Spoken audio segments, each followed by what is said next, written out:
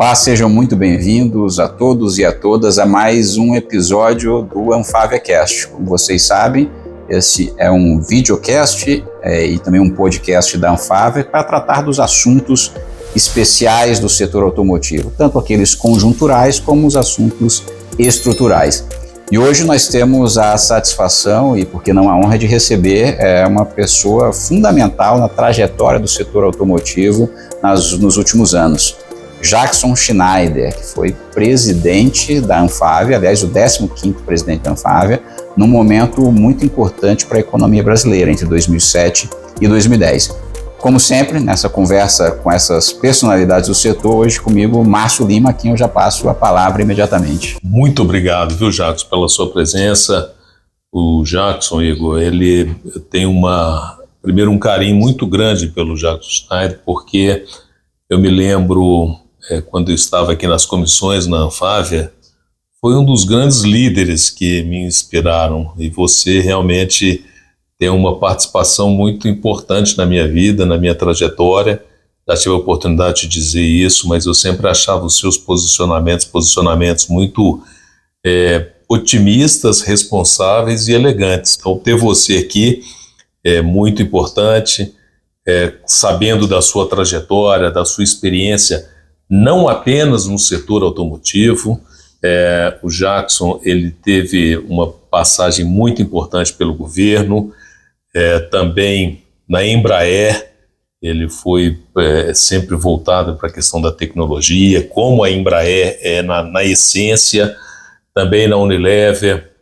Então, ter você aqui batendo um papo conosco e passando um pouco da sua experiência, motivo de muito orgulho. Então, muito obrigado, viu, Jackson? Obrigado pelo convite. Ô Jackson, eu vou passar a palavra para você, mas antes eu queria que você, ao se apresentar, aliás, você dispensa apresentações para o nosso público, mas contasse um pouco da sua trajetória até chegar no setor automotivo. Acho que isso é importante para a gente já fazer essa história toda do setor no Brasil. Não, bom, de início, muito obrigado pelo convite. É uma especial satisfação estar aqui. Acho que eu estou retornando à minha casa, de uma casa que eu gosto muito. Acho que foi um setor onde tive uma experiência muito rica, muito dinâmica, excepcionais, amigos, e me sinto muito em casa, portanto, muito obrigado pela possibilidade de a gente estar aqui, obrigado pelas palavras gentis, Márcio. Eu iniciei minha vida no setor público, eu fui no Ministério da Justiça, fui assessor na época do saudoso ministro Paulo Brossard, assessor do ministro Saulo Ramos, na área jurídica. Sempre me construí como alguém que queria pautar esse rumo, né, ou Ministério Público Federal, ou Justiça Federal, me preparava para isso, estudava para isso, e depois recebi um convite da Anfávia. Eu fui funcionário da Anfávia. Meu primeiro contato com o setor automotivo se deu como funcionário da Anfávia, responsável por Brasília. Eu não sabia. Pois foi o meu primeiro emprego no setor privado. Eu fiquei, acho que por volta de 2-3 anos lá, e acabou a Mercedes me convidando. Aí eu entrei na Mercedes-Benz e migrei para o setor automotivo, para o setor privado, e dali tracei carreira dentro da Mercedes, fui para a Alemanha, morei na Alemanha, voltei, e aí depois saí para outras empresas, e aí foi seguir vida. Mas por isso que a Anfávia, eu me sinto muito em casa muito por isso. Meu primeiro emprego no setor privado foi dentro da Anfávia. Os colegas aqui que eu revi agora, muitos deles eram meus colegas da Anfávia, de trabalho da Anfávia. Estou muito feliz de estar aqui. Eu falo até com certo saudosismo do setor automotivo, viu, Márcio? Ele nunca largou no setor, isso é muito bom, para a gente é muito legal. E ele teve um papel muito importante agora na transição do governo. Você, inclusive, fez parte do grupo de transição em aconselhamentos importantes ali, e sempre demonstrou um conhecimento muito grande do setor e da indústria brasileira, né? Porque foi um trabalho importante que foi feito, acho que de certa forma ajudou, tive muito feliz de ter sido convidado para participar da transição do governo na área de indústria e comércio, e acho que eu pude, junto com um grupo importante que foi montado, contribuir com algumas ideias que de certa forma talvez tenham ajudado a construir esse programa até importante para a indústria brasileira, um programa que era necessário de que tivesse sido construído, que vocês brilhantemente colocaram em pé, e acho que o nascedouro dele, a semente, saiu de uma série de conversas e de alguns papers e alguns trabalhos que nós acabamos encaminhando ao vice-presidente Alckmin, que acabou assumindo o Ministério do Comércio. Jackson, hoje um grande questionamento que nós fazemos, né, e é um debate sempre muito forte entre nós, é como a gente vê a indústria no Brasil. É muito diferente de quando você estava aqui na Anfávia e você presidiu a associação, era um outro momento. E o Brasil, a indústria perdeu em participação no PIB brasileiro. Mas, ao mesmo tempo, nós temos várias oportunidades, né? A própria transição energética, ela acaba dando ao Brasil oportunidades. Mas como você vê isso? Por um lado, a gente se preparou, a indústria ela evoluiu do ponto de vista tecnológico, mas por outro, a gente perdeu um pouco a relevância em termos de relação percentual com o PIB brasileiro. E o PIB industrial, de uma forma geral, inclusive o setor automotivo em relação ao PIB industrial. Como é que você vê a nossa indústria hoje fazendo aí um paralelo com aquele momento que a gente vivia em 2007? Você é otimista com a indústria? Hoje eu sou. Eu muito tempo não era, mas hoje eu sou por um motivo que a gente pode até discorrer um pouco. Eu sempre fui um defensor e sou um defensor de que o Brasil precisa ter capacidade industrial efetiva, produzindo aqui, desenvolvendo tecnologia aqui. A indústria é quem mais investe em tecnologia. O salário médio da indústria é o maior comparativamente com outros setores. O Brasil, com 200 e poucos milhões de habitantes, não pode prescindir de ter uma indústria, de ter uma produção industrial local. E o que aconteceu, e por isso o enfraquecimento da indústria, Márcio? Nós, em algum momento, de forma extremamente equivocada, de forma extremamente impensada, nós compramos, digamos, teses internacionais de que nós poderíamos liberar de uma maneira descuidada as importações sem nenhum limite, sem nenhum controle.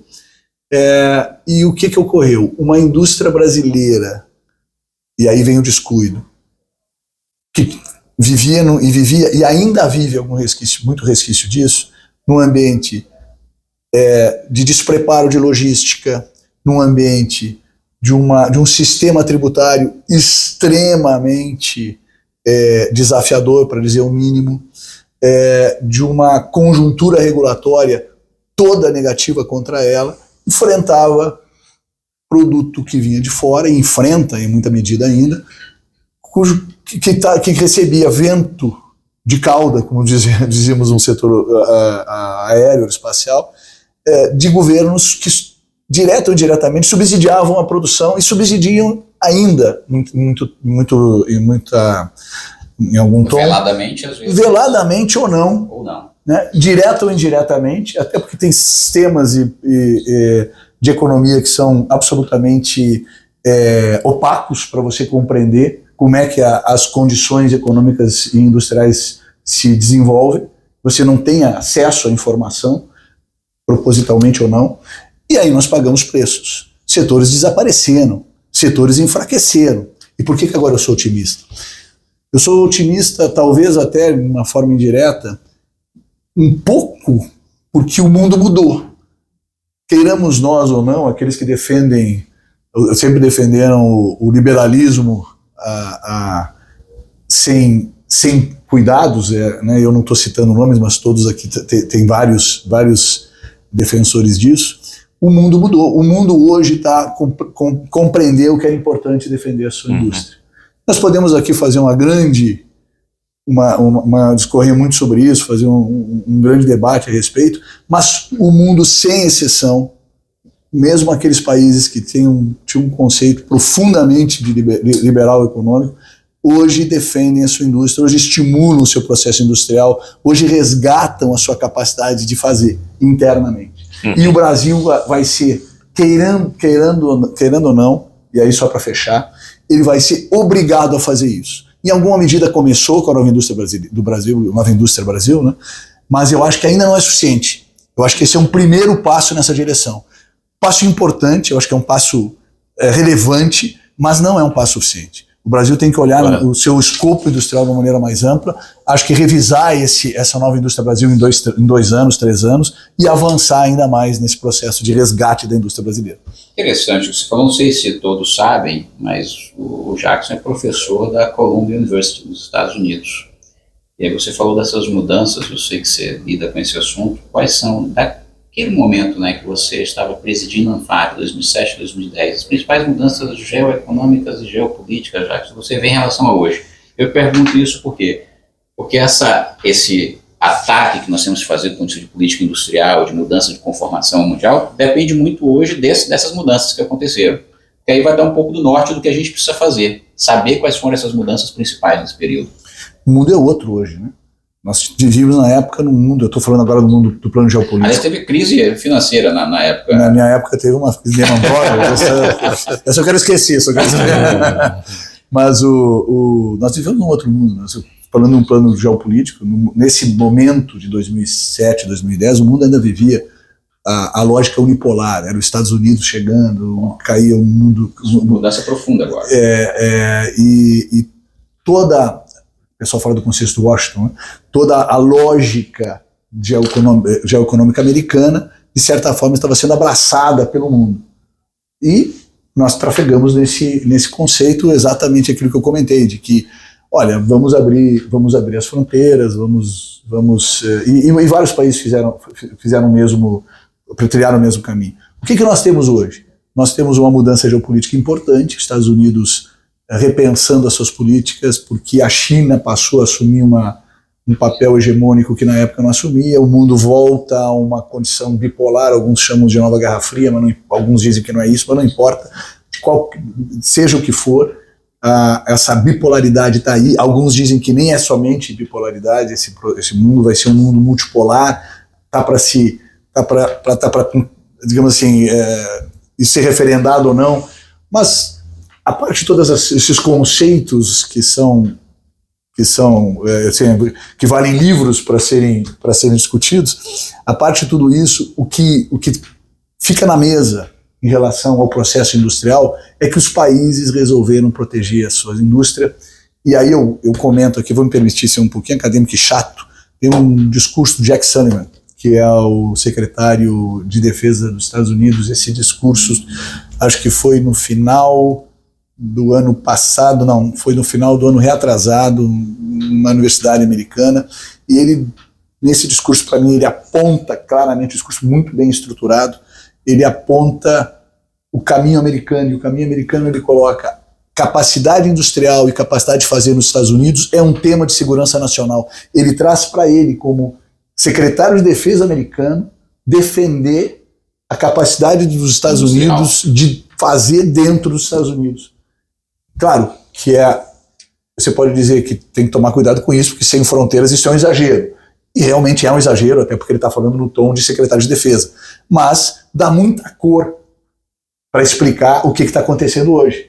Os Estados Unidos tomando uma determinada decisão para proteger a sua indústria, outros países fazendo contraponto a isso porque também tem que reagir. E aí nós estamos num mundo que não necessariamente, eu acho que se nós formos para o exagero, vai acontecer o melhor. Nós já tivemos essas experiências históricas e deu problema.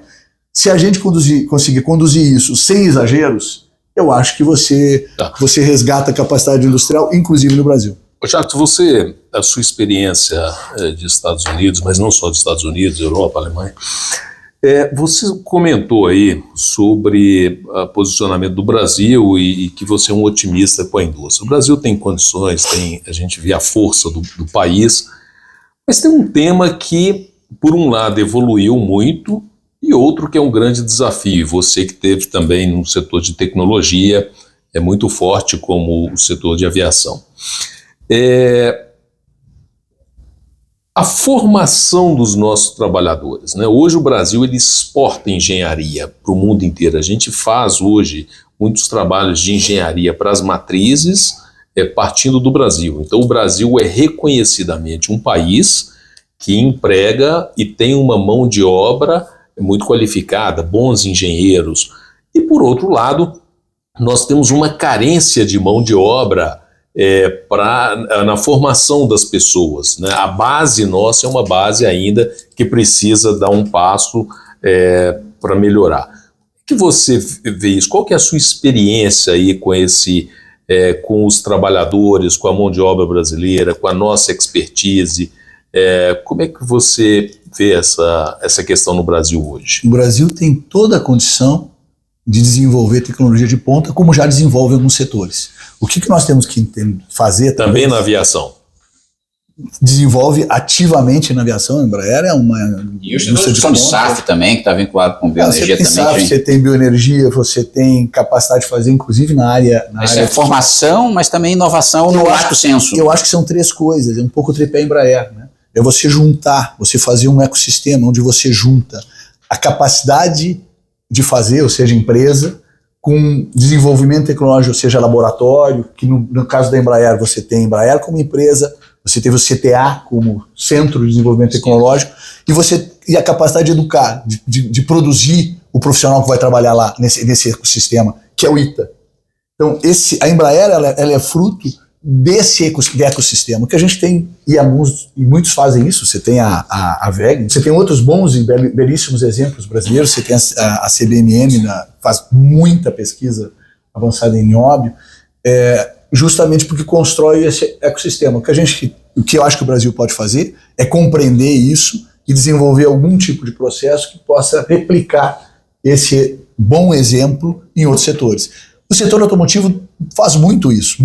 Claro, cada empresa no seu ecossistema, não é um ecossistema só, mas você tem muita indústria ligada a centro de pesquisa, ligada à universidade, que permite esse tipo de, digamos, exportação que você comentou, que é a indústria automotiva brasileira exportando serviços de engenharia, que é uma exportação rica, uma exportação de altíssimo valor agregado para as suas matrizes.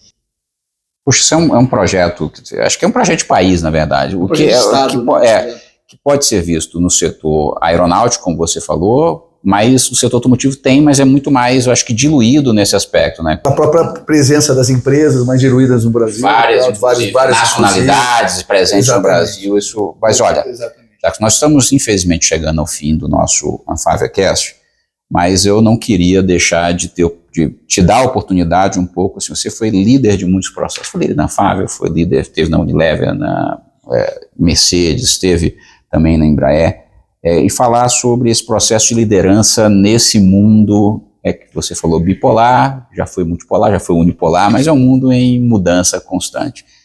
Se você pudesse dar um conselho, né, àqueles que estão chegando no mercado agora, estão se preparando para liderar esses processos nesse mundo em transição, o que você diria, né, como já mensagem final? Depois o Márcio termina aqui a nossa conversa. Eu não sei se eu vou dar uma mensagem em relação a uma nova geração que está chegando, mas eu vou talvez tentar desenhar o que aconteceu comigo, né? Eu sempre fui um curioso além da minha atividade. Eu acho que por isso que inclusive o mundo me permitiu esses passos, né, que eu dei. Então acho que o conselho que eu dou é, independente da atividade que o jovem ou a jovem estejam iniciando na indústria automotiva ou fora dela, seja um curioso, busque o conhecimento, busque a integração além da sua atividade profissional, ou seja, via associação, via hobbies, e isso eu sempre defendi isso. O hobby bem estruturado, ele te permite. Agora eu estou curioso do seu hobby, Jackson. O hobby é mais, eu sempre tive uma curiosidade intelectual de cultura muito forte. Então eu gosto de ler, gosto de música, gosto de ópera, então isso aí me ajudou a enfrentar muitos desafios muitas vezes. Mas dependendo do hobby, que seja qual for, tenha seu hobby, estude outras áreas, tenha curiosidade de outras áreas. Porque o mundo hoje ele é muito dinâmico, a velocidade ela é muito acelerada em mudanças disruptivas. Se você ficar no teu escopo de trabalho, fazendo apenas aquilo que você construiu até chegar a essa atividade profissional, logo você está fora do mundo. Uhum. Então, como essa coisa é muito acelerada e muito disruptiva, abrace de uma forma mais holística uma amplitude maior sobre o que te cerca. Ótimo. Não sei se ajudou a te responder, mas eu acho que tem que ajudar mais a quem nos ouve. Eu acho que foi ótimo. O que eu fiz? Um grande orgulho ter o Jackson aqui na Anfávia, onde é a casa dele, a sua casa, Jackson. E se você tivesse hoje em 2007, o que você faria na condução do setor? O que você acha que o setor ele precisa dar como um salto para ter mais competitividade? Falando especificamente do setor automotivo. Hoje a gente enfrenta um grande desafio em relação às importações, as exportações também reduziram, mas o setor vem crescendo, o mercado esse ano está crescendo 14,5%. O que você acha que o Brasil poderia dar um salto aí para a gente voltar àquele volume de 3.700.000 unidades? Márcio, acho que é uma pergunta muito interessante. Eu vou tentar elaborar num seguinte sentido. Eu acho que nisso que eu comentei sobre a lógica do pano de fundo geopolítico, e talvez nessa lógica bipolar, e trazendo isso para o que está acontecendo no setor automotivo mundialmente, principalmente no desafio de eletrificação ou não, né? Eu acho que o Brasil tem um excepcional ativo, que aí vai além do setor automotivo, que é a bioindústria. E eu acho que é isso que pode fazer uma baita diferença, usando um termo gaúcho aí para me entregar, uma baita diferença em relação ao setor automotivo, né? O Brasil deve abraçar, acho que já está fazendo, de uma forma mais muito vocal, mas acho que ele tem que fazer isso de uma forma muito estruturada. Não deve ser um projeto de governo, tem que ser um projeto de Estado, mas essa bioindústria que passa pelo biocombustível, que passa pela capacidade de fazer produtos para rodar com esse biocombustível, esse é um ativo brasileiro que levou muitas décadas para desenvolver tecnologia, que é dominado e que é nosso, e que nós estamos na ponta mundial dessa história, e isso pode fazer uma diferença brutal para a indústria brasileira, no Brasil e fora. É claro que dá para falar meia hora nisso, mas eu não tenho mais esse tempo, nem vocês. Mas eu acho que é isso que eu faria. Se eu estivesse no governo, eu botaria todas as minhas cartas na indústria automotiva nessa lógica de bioindústria. Muito interessante. Bioenergia, vai. Bioenergia. A gente acabou recentemente de lançar um estudo que fizemos com o BCG sobre a descarbonização do setor automotivo. E nós acabamos publicando que a gente acredita em dois vetores. Uma intensificação do uso de biocombustíveis na matriz aqui do setor automotivo e também na aceleração dessas novas tecnologias ao mesmo tempo. E dessa forma a gente consegue até 2040, só dessa forma, ao intensificar e combinar esses esforços, deixar de emitir algo em torno de 240 milhões de toneladas nesse período. Excepcional. E vai muito em linha com o que você teria feito, né, nesse período. Mas olha, prazer te receber aqui, muito obrigado por todas essas reflexões. Ao Márcio, que sempre traz essas perguntas mais desafiadoras do nosso AnfáviaCast, e aos nossos ouvintes quero agradecer também por acompanhar mais um AnfáviaCast. Como vocês sabem, voltamos nos próximos episódios e continue acompanhando essa nossa plataforma tanto no YouTube quanto no Spotify. Muito obrigado a todos.